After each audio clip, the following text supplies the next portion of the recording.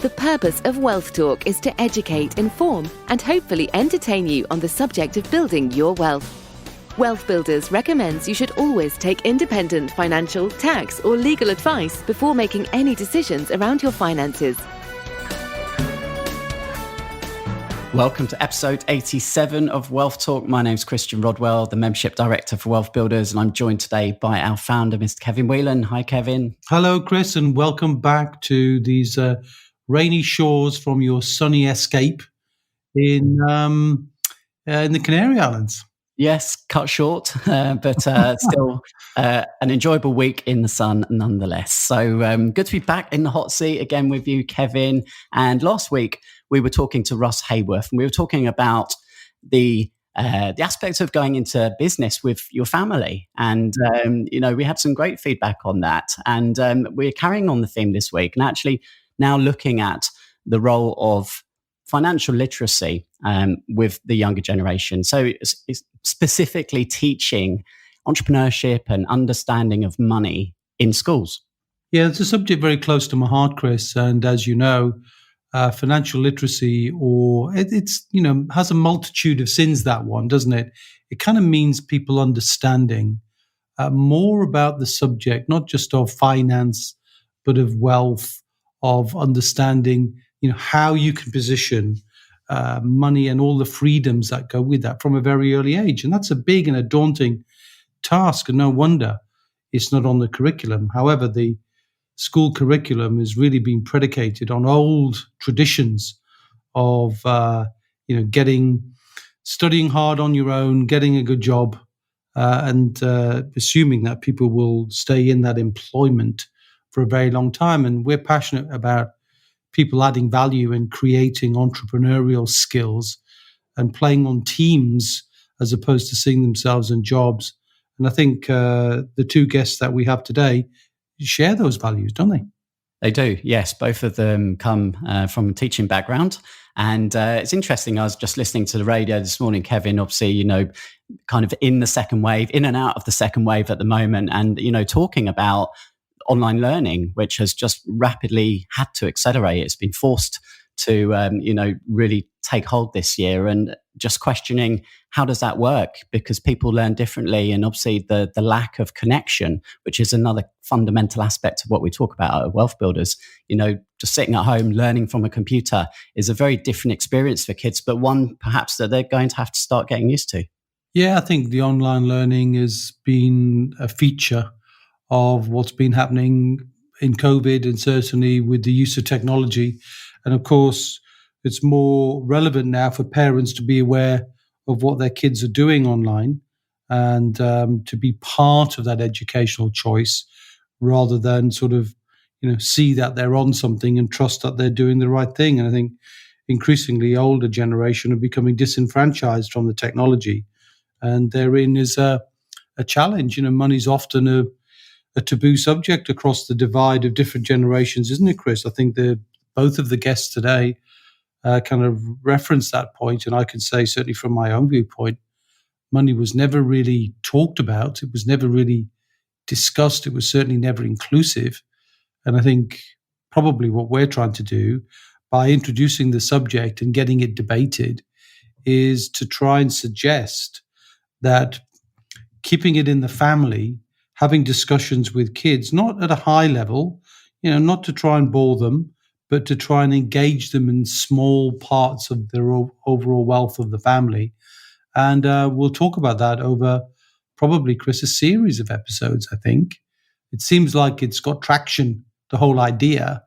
I mean, I remember from some of the groups that I had just a few years ago, Chris, those people who were well on the way to establishing their financial independence and moving forward through to abundance. The most popular subject that they wanted covered was how to engage the teenage generation in the subject of being involved in the overall wealth. And that's definitely something we'll be pushing that agenda over the coming weeks and also in the long term as far as Wealth Builders is concerned.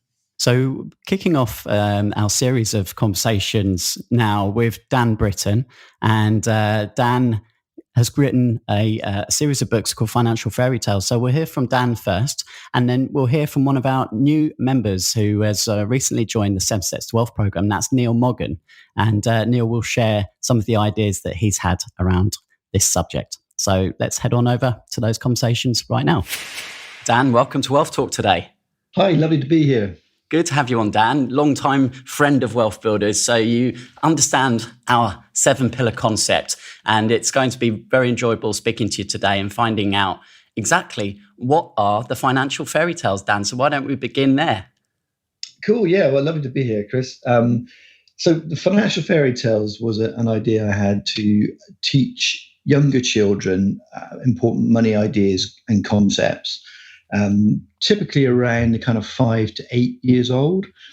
I came to a financial awareness quite late in life, and read a lot of information, went on a lot of courses and so on. And information I was picking up was that our money habits and beliefs are often formed in early childhood, prior to the age of 7. So I thought, well, wouldn't it be great if we planted some positive seeds in children about money and about positive beliefs and so on at that age, and then when they grew up, they wouldn't have to kind of unpick all the damage that they'd accumulated, which was my situation. So that was the incentive behind it. Okay, and then what were the next steps that you took?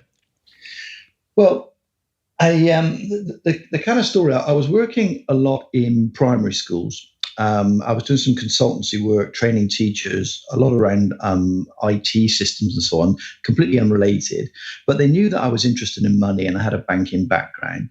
And one day, there's one school I was working in, and it was a lovely, bright primary school. I don't know if you spent much time in primary schools, but usually the wall displays are all lively colours and the kids are all super excited and staff are enthusiastic. And it's a lovely, vibrant place to be.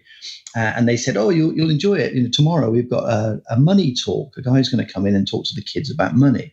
And I thought, yeah, I'll be part of that. That sounds like fun. So picture the scene. You've got maybe 100, 150 youngsters, real tiny little kids, all sat cross-legged on a sports hall floor, or a gym floor, and the guy comes in from a well-known bank, shall we say, and goodness me, he was just grey from top to toe.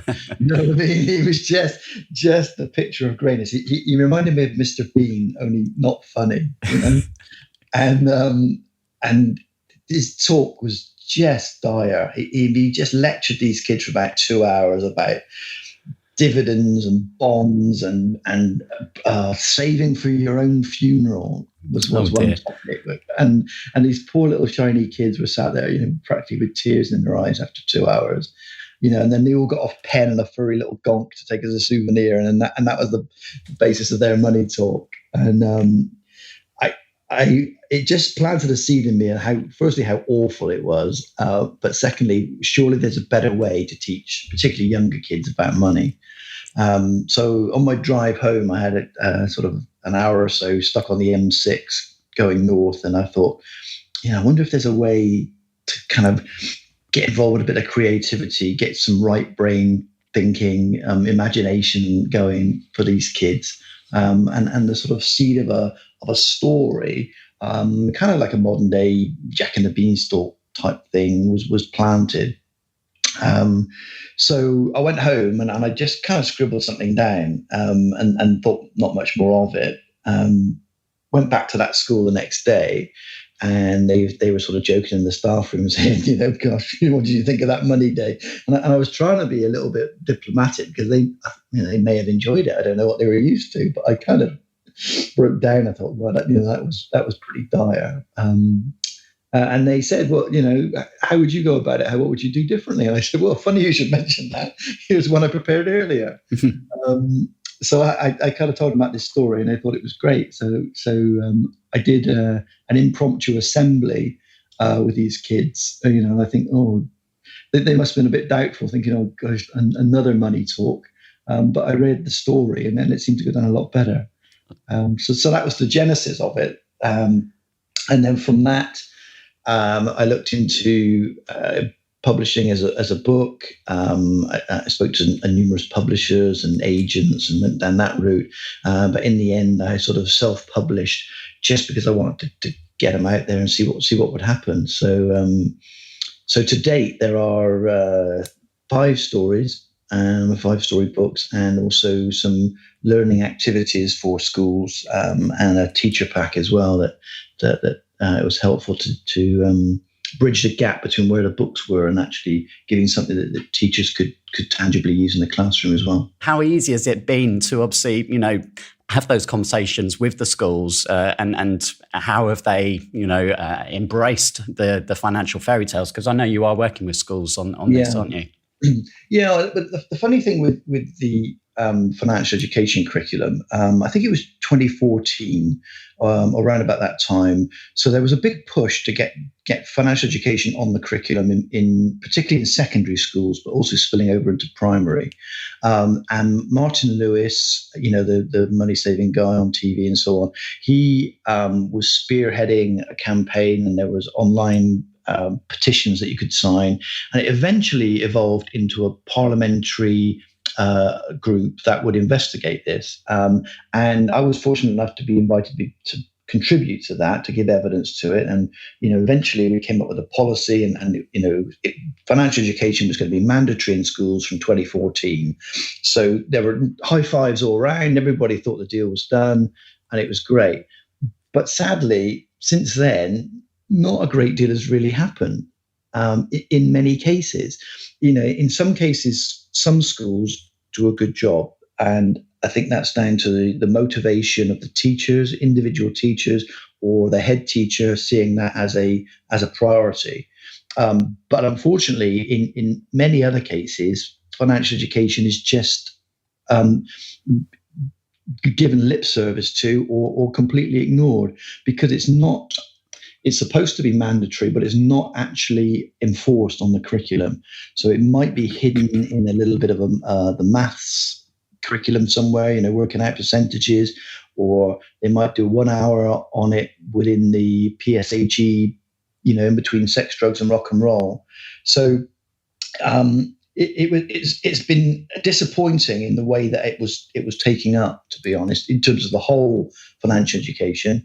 But within that, there are obviously pockets of really good practice. Some schools and some local authorities have been really keen. As I say, particularly Scotland was doing really well with it. And where I can, I've tried to influence that, with my own work. And how can the parents approach the money topics with their children, Dan?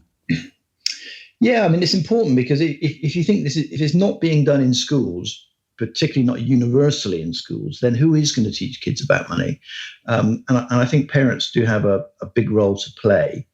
And it depends really what age group we're talking about. So if you think about younger ones, so sort of primary age kids from I don't know, 5 to 8 or say, then they start to become interested in money, and you can get involved with basics like, counting out change in a shop, or giving them increasing responsibility for buying and things.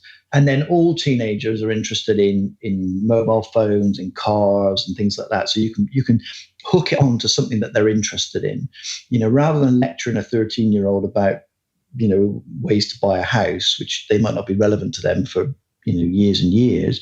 If you can find something that they're interested in and relevant to them, then begin to build up their interest and feed that enthusiasm. I think that's a good way to go. And focusing back on the financial fairy tales, Dan, so tell us how many books have you written and published, and what are some of the core lessons within those? Yeah, so there's 5 storybooks at the moment, and the activity book, and the way I approached some of them was to think about, well, what theme do I want to teach here? What message do I want to get across? So one of them, for example, it's called the last gold coin, and that was about compound interest. Believe it or not, there can't be many storybooks written around compound interest, and the idea is that you've got a wicked witch who steals all the money from the castle, and they leave behind one gold coin that sort of falls out in the robbery. But because the prince is good and kind and looks after people and so on, that gold coin magically doubles. So, one becomes 2, becomes 4, becomes 8, and so on. And eventually, it grows so big that it bursts out of the castle vault where it's held. And the idea is that then kids can kind of understand the fact that money can grow over time. And, if you save it or invest it and do good things with it, then money can grow. So that was a sort of concept there. Another one was the Troll Bridge. And I had an idea there. I was on holiday actually in France, and there was this little kind of, it must have been a sort of a medieval type bridge, but it didn't really go anywhere. It must have been washed away, or the roads were redirected, and it just sort of sat on its own in this bridge, and it fascinated me. And it planted the seed for a story of, this was about taxation. Again, not an obvious topic for a children's book, but this is a story where you've got a valley with one road in and out, and it goes over a bridge. And there's a troll who lives under the bridge, and the troll jumps out and stops everyone who's going backwards and forwards and takes a tax from them. And and it's just accepted. That's how it is. So you have to pay the troll tax. And then one day a little boy kind of starts questioning and saying, well, why should we pay the troll? What does he do for us? What does he do with the money? And again, the idea is to stimulate conversations about, well, why do we pay taxes? What's the purpose of that? What do governments do with our money? And different systems of that as well. So those are some of the themes. But I try to teach positive, empowering messages as well as the practicalities. So as well as 2 and 2 make 4, it's tied up with perhaps self-reliance, entrepreneurship, a positive feeling about money. Going back to that idea that our habits and beliefs are often formed in those early years. So if people are growing up with thinking, well, not I can't afford it, it might be, how can I afford it? What can I do to generate the money? Then I think they're going to be in a better place when they reach adulthood than they would be with disempowering beliefs. So Dan, I know your books are popular not just in the UK, but also the USA, and have won some awards as well. Oh yeah, it was very kind of you to mention. Yeah, they're in about 15 or 16 different countries, and it's absolutely wonderful. If I get a message from somebody, I've had messages from Fiji, Vietnam, obviously the States. The first ever book that I sold overseas was a judge at The Hague, of all places, like a high court judge, who wrote me a really nice note, which is amazing. And yeah, fortunate to be picked up for a few awards in the States, and I was invited to go out to San Diego. Congratulations. And you're now also looking at teenagers. So tell me more about your Money Map project, Dan. Oh yeah, I'm super excited about this. So we know that financial education is important for kids. That's a given. 99 people out of 100 would say that. But what currently do kids know about money? If everyone was to take a test today, what would the percentage score be? Is it going to be 10%? Is it going to be 90%? Or somewhere in between? We just don't know. So what I wanted to do was a big money quiz across the UK. So on a particular date, kids all over the country would be able to log in either on a computer or on their phone, and they could take a money quiz. Just a short, fun quiz, and hopefully we could gamify it so they could, get badges and share them and so on. And then from that data, we could then take a map of the whole of the UK and look at what the scores are. What were the areas of strength and weakness, and then break that down further, perhaps by gender, by age, by location, tied to perhaps postcode or areas of deprivation, and maybe English as a second language. Because if the results came back saying that kids who spoke English as a second language were 20% or 50% lower than English-speaking native kids, that would indicate that there might be a need then for multilingual resources around financial education? Or is there a real strong correlation between areas of deprivation in parts of the country and a low financial education, in which case that sort of society, that cycle of poverty is going to perpetuate, because the kids aren't learning what they need to know to break out of that financial situation. So that was the kind of big vision. And then once the kids are using the money map, we could then provide some financial education. Again, that they would enjoy, that would be gamified in some way. They'd be learning key money skills. And then we could test again, do another quiz at the end of the program, and therefore prove the before and after effect. And so you could actually prove that the average score has gone from X to Y, and these people have increased by this amount. And we've raised the bar, moved the needle, if you will, of financial knowledge and skills amongst young people in the UK, by a proven amount. Because I think that's what's been lacking. Not only is it a universal approach, but also proof of its effectiveness. Because like the guy I said, Mr. Bean, who turns up to do his money talk, that might happen in schools all over the country. But what's the legacy of that? How do we know what they've learned? How do we know what they've benefited from?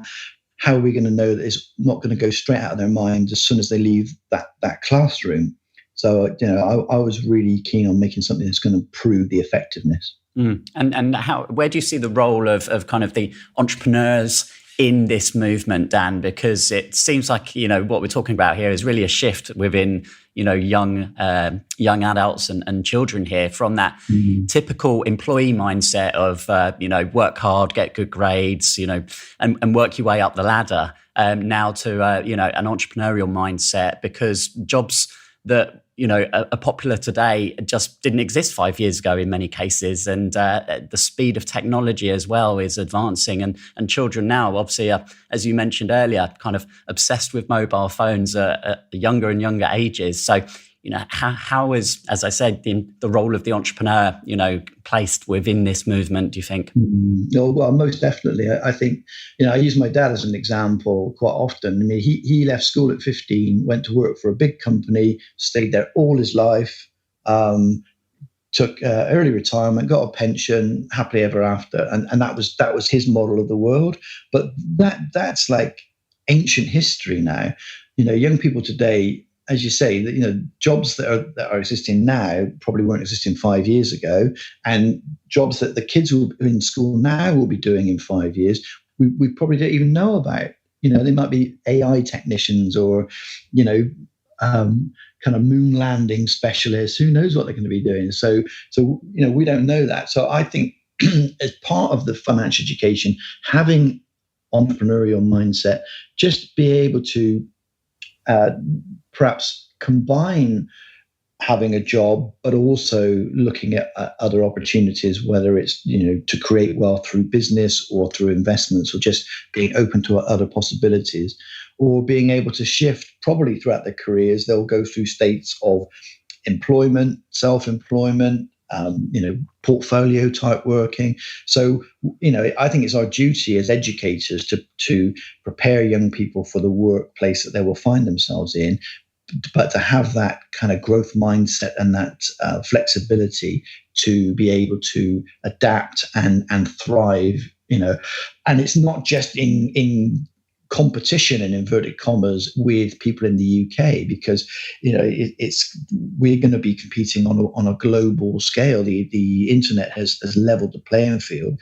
So kids in Mumbai or in the Philippines or wherever who are really swatting up on their education and developing really marketable skills, there's a danger that our kids are going to be left behind if we just stick to a very traditional kind of education system that's going to push people into jobs that probably won't exist anymore. Dan, if someone wants to check out the Financial Fairy Tales, where's the best place for them to go?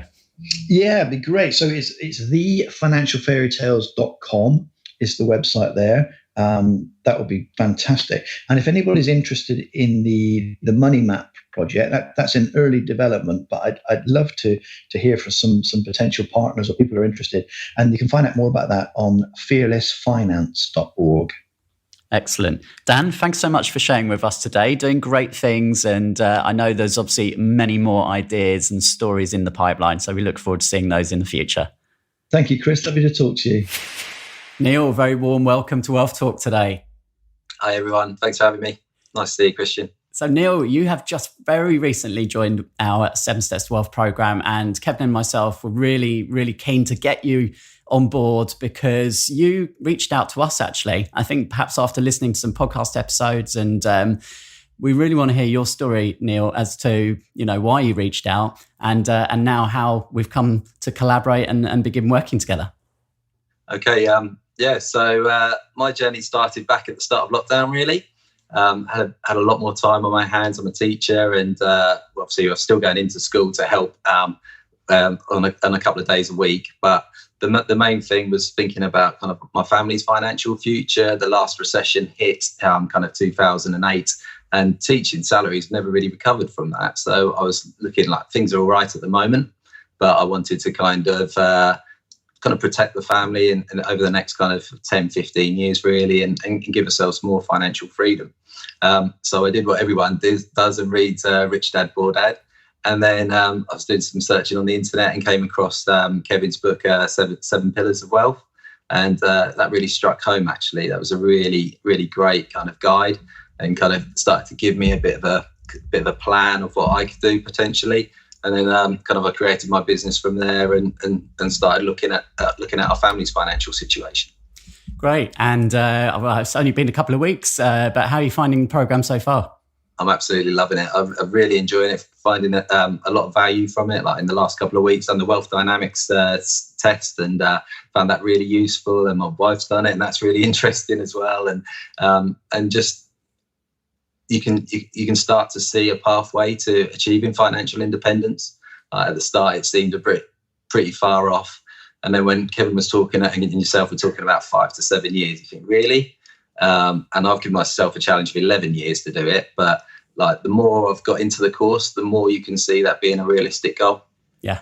Now, of course, as well as obviously learning those steps yourself, Neil, you're hugely passionate about sharing this wisdom and knowledge with the younger generation. And as you mentioned, you're a teacher, so you're on the ground every day, surrounded by teenagers, and no better place to see, where the gaps are currently in the education system and what opportunities you feel there are to help bring entrepreneurship and more financial literacy to the young generation. So tell us about some of those ideas you've had. Absolutely. So I'm a director of sport health in PSHE. PSHE stands for Personal Social Health Economic Education at secondary school in Norfolk. And for me, my passion in life is about inspiring people and helping people achieve their life goals. And for me, like, schools do a lot of amazing work, but one thing that's clearly a weakness in the system is kind of financial aptitude and coaching. And a lot of what I see is all around earned income, with very little about kind of generating cash from assets. And that's something that I want to change. So I've created an online teaching course for teachers to educate their young people around kind of asset generation. And you sent us a copy of this, Neil. We had a look at it, and we jumped on the call and we discussed it, and we said, look, we really like what you're doing here, and we feel that there's two angles really. Obviously, one, you can go to the teachers and obviously try and filter down to the students that way, but another way perhaps is looking at the parents of these pupils, and those parents especially that are already kind of switched on to the idea of this. And of course, the WealthBuilders community is the perfect community there. So we're now co-creating and going to develop that course together, and that will be ready obviously early next year. So very much excited and look forward to that, Neil. Yeah. We've got a lot of ideas lined up. Well, exactly. Every day, I think there's a new idea, and more of that to be revealed in due course. So I'm interested, Neil, because we talk about entrepreneurship of as adults, right? But I can imagine the younger generation now who are on their mobile phones, who are absolutely plugged into all of the different social media profiles and accounts that are out there. They're seeing role models who are actually entrepreneurs, but perhaps the term entrepreneurship is not one that's familiar with the teenagers. Yeah, that would be very fair. I think, like I say, schools do a lot of amazing work, and this isn't to bash teachers at all, because I think there's been some amazing work done, particularly this year in really difficult circumstances. But very little of that is taught in schools, and kids are seeing that outside. And it's often kind of the younger generation that have kind of switched on to kind of what can be achieved through social networks and developing your following and things like that, and how to monetize that. And obviously very little of that is taught in schools at the moment. And kind of my drive is to really kind of change that and influence that. So how do you think, or I should say, what do you think is important, Neil, to, I guess, get the children excited about learning these skills? Because they can obviously see a desired result that they want, be that, to have some kind of fame, or obviously, to allow them to accelerate and get the things they want in life. For some, perhaps to, be able to talk about something they're passionate about or a cause. Whereas traditional, lessons perhaps are, not so fundamentally exciting for them. So there's no desired end result. So how can you see, this being brought to their attention where they see the importance of learning these things? Well, I think role models are very important in terms of encouraging them and inspiring them. But I also think at school level, kind of 15, 16-year-olds, it's about kind of opening their eyes to what can be achieved and about how to lay the foundations. I don't think school's role is to necessarily teach them all of these skills, but it's certainly to open up their eyes to what can be achieved and developing multiple streams of income and different ways that you can go about doing that, just to kind of protect them. Because I see in the next 10 years, there's going to be a lot of opportunities for kids, but there's also going to be a lot of kind of downsides as well, potentially with the economy. So there's going to be a real case of winners and losers. And I'm kind of worried about kind of a generation of kids getting left behind, really. So that's what's driving me to kind of really help young people and kind of get them inspired, getting them doing and taking part in small tasks to start off with, and giving them a base from which to start from. And where do you see the role of the parent? How can parents help with this, Neil? I think the role of the parent is crucial, really. I think in this country, we have a culture of not really talking about money, particularly kind of within families and stuff. And that can be a real hindrance to kids without those kind of parents. Like my family, we didn't really talk about money at all. It's only since I've started this business that I'm having all these conversations with my mum and dad. And I was like, why don't you teach me that? Why don't you teach me that? So a lot of people that go into business have parents that were in business already. And it's kind of, if you know it, you know it. And if you don't know it, you kind of think, right, the right path is go to university, get a job, earn throughout my life, and then get a pension. And I think that narrative is gone now. Yeah, and I think it's important that we acknowledge what does already exist within the educational system. And the Prince's Trust is one organisation that is teaching entrepreneurship currently. Yeah, absolutely. They've got a Young Enterprise Challenge, and that's really good. They've got kind of a computer game version that kind of teaches it. It's about 6 hours long, and it talks about kind of how to create a shop and kind of stock levels and things like that, and how to advertise. I wouldn't say it's limited. I think it's a good starting point, but I think there's so much more that schools could do. Yeah, Neil, well, we're very excited about working with you and seeing what's to come early in 2021. And thank you for sharing everything with us today on WealthTalk. Thanks ever so much for your time. Nice to meet everyone. And I look forward to speaking to you again in the future. Cheers. So we heard from Dan, first up there, Kevin. And obviously Dan being a teacher, he told us that story of the the rather grey banker coming in and almost lecturing the kids for 2 hours. And I can kind of picture that scene right now. I remember sitting cross-legged in the assemblies, and I don't think that would have been one of my favourite ones either. But, he identified a problem, like all good entrepreneurs do, and took action to do something about that. And that led, of course, to writing the Financial Fairy Tale series. Yeah, you can tell that Dan got a bit of fire in his belly, didn't he? When I listened to the story, Chris, I found myself sort of kind of smirking, almost embarrassed in a way that the banking industry still thinks that you give kids a little gift and somehow you'll find a relationship with them for life. And it's just an interesting way to try and do that without any real thought about whether the kids are going to enjoy it or not. And it felt a bit like a grey and dreary spitting image puppet in my mind, just completely, you can almost imagine the whole thing was shrouded in grey and the kids were squirming and the teachers were squirming and the whole thing was just a nightmare. And I think he wanted to change that, and I applaud him for it, because anybody who just sees something and they can just react and they could be negative about it, but he's chosen to be positive, and that positivity is born out of good thoughts, So you think about it in reality, kids, creativity and money go well together, and I think part of the curriculum isn't recognizing that creativity needs to come from value. Adding value and being an entrepreneur just doesn't seem to be on that. So I just love anything that talks about money in school, anything that brings a little bit of knowledge, because the kids are going to be grown-ups before you know it, and they're going to have to make decisions on their own. They'll realize very quickly that there are so many decisions to make around finance, which hits them like a boxing glove, all of a sudden, bang, student loan, bang, overdraft, bang, so many things that will catch them out unless somebody starts to talk to them about that. So it's good that he's bringing in the concept of money at an early age, and I think I applaud him for that. And I've read one or two of those. He mentioned one or two, and I think they definitely aimed at the right level for the youngsters. And I think I would encourage anybody who's got young kids just to have a look and see if they would resonate with you. Yeah. I love the way he's wrapped up some of those core lessons in the books, about compound interest and the troll tax.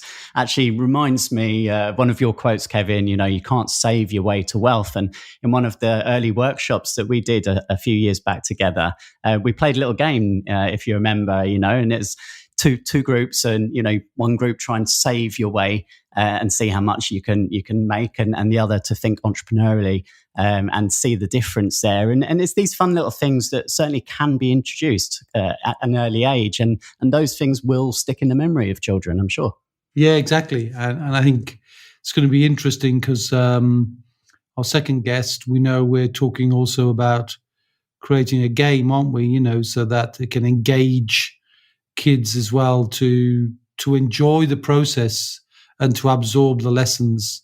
And I think that's very laudable as well from Neil, who again shares a very similar passion, doesn't he? He comes from a very clear decision that he wants to bring financial literacy right into the heart of the curriculum and wants to be part of that process. Yeah. And I asked Neil, obviously, about the importance of role models, because many children now obviously spending so much time online and on their phones, and they're seeing these, similar age people that are making lots of money and having success. And obviously that's not necessarily, always good role models. But it's interesting because that in itself is obviously a new kind of entrepreneurship, very different to, the entrepreneurship of 5, 10, 20 years ago. And so there's a big shift. And obviously Neil being in the classroom every day with a great relationship with the children is just in such a good place to, I guess, spot the best way of actually transferring this information to them. Yeah, it's an interesting one. I mean, we've seen I suppose recently, haven't we? We've seen the high-profile case of Mr. Rashford from the footballer Manchester United, doing something very seriously about being a role model for school meals and so on. And I applaud him for that. And, some of those high-profile people, could certainly do more to try and help that. And I think what Neil's trying to do is almost bring a combination of sports and health and wealth, really. And I think that's a good combination that would work because he's passionate about both. So I applaud both Daniel and Neil for their contribution. And I think from my side, certainly I would say from a macro perspective, the next generation is going to be poorer than our generation. It's going to be the first generation poorer than the one before it, I guess. And I'll talk about that in the book, Chris, that I wrote some while ago. So that's part of the reason why literacy, education, and being a good parent as a role model, because the kids will take their lead from you. So we just love to see our parents, certainly wealth builder parents, getting their children involved, whether it's something as simple as helping create the logo for the family wealth business, which we've seen some brilliant examples of that, haven't we, Chris? And getting kids involved when on the wealth chart as the wealth thermometer grows, as people's recurring income starts to rise by 100, by 200, by 300. And we've got pictures of some of the families with their kids kind of taking a red pen and colouring the thermometer as mums and dads are earning more money, which gives more security for the family. And of course, there are so many things that you can do to engage children of all ages in spotting things, being aware of things, almost watching, if they're watching TV, to bring things to the attention of the family as well. And you can also talk to them about spotting adverts around debt, adverts around gambling, and all those sorts of things, and have proper conversations. And we tend to do that. We've done that a long time in our family. We have meal times when we talk about these things, and a no phone zone, as we call it. So you can't bring your phone to the meal table. Obviously, my kids are grown and gone now, but we still have a no phone zone now, and we still talk about these things. It's interesting, Chris, when you talk about role models and also language being absorbed. I can recount, it makes me laugh now, that you'll know, those people who followed the podcast for a while, Chris, will know that the catalyst for me was the early death of my dad at 46. And he left a kind of trail of devastation financially behind him. And he didn't really want to do that. He didn't get around to doing the right things. So not a great role model in that regard. But it's funny, I was talking to my mother, and I provide her with some income as part of her retirement. And she's 80 years of age now. And I was talking to her recently about sending her some money. And in a Geordie language, which is difficult to translate, but she said to me, "Can I put it in my SAS, Kevin?" So she was even using the language of the small self-administered scheme. She had no clue what it meant, but she'd heard it from me, and she'd heard it from my brother, and she'd heard it sort of being spoken about in the family, and was jokingly kind of being part of it. And, kids will absorb the language as well as grandparents. So it's just interesting to be using language and explaining that language as well, to be inclusive rather than exclusive, and feel like, it's a taboo subject, which it should certainly not be. Yeah. Kev, has your mum left a review?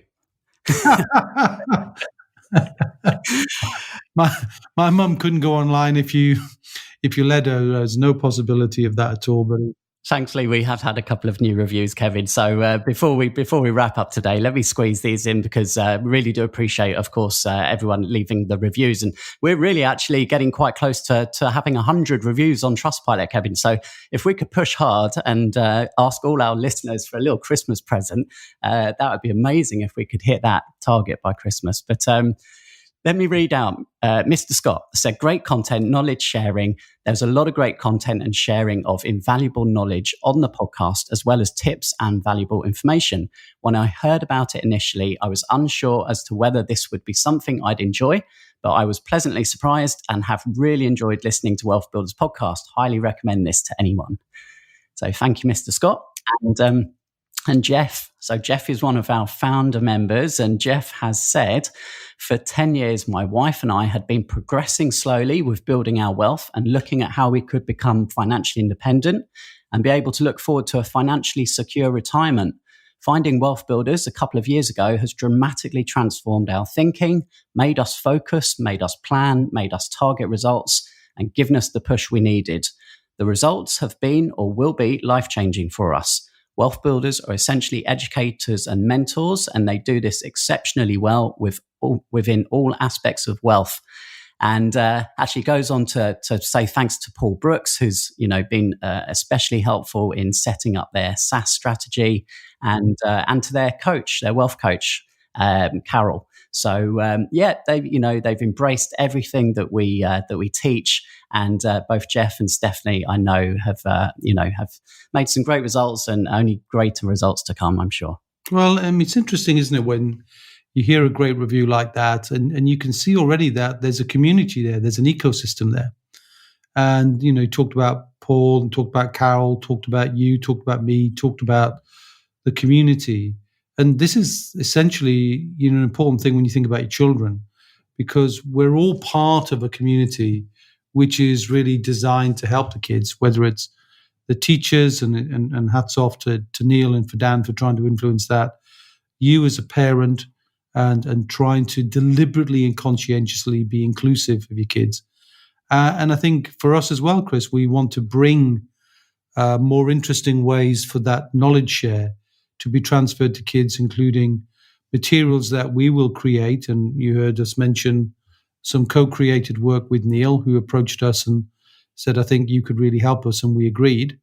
And that's interesting too, so that if you've got an idea around helping children, around helping teenagers, around helping grown-ups to create, build, and protect their wealth, then we'd be delighted to hear from you, and we'd be delighted to potentially collaborate with you. So that's a JV, which is pillar number 7, which is collaborating in joint ventures with other people. And sometimes the best way to build your wealth is to collaborate with people who already got a flow, and then you can get into their flow and enhance that. So good for them, good for Neil, and hopefully you'll see more of our materials coming soon, and we'll talk about that in the next episode.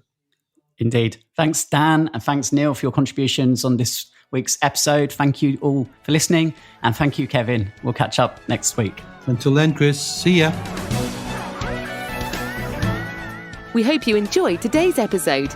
Don't forget that we are constantly updating our resources inside the WealthBuilders membership site to help you create, build, and protect your wealth. Head over to wealthbuilders.co.uk/membership right now for free access. That's wealthbuilders.co.uk/membership.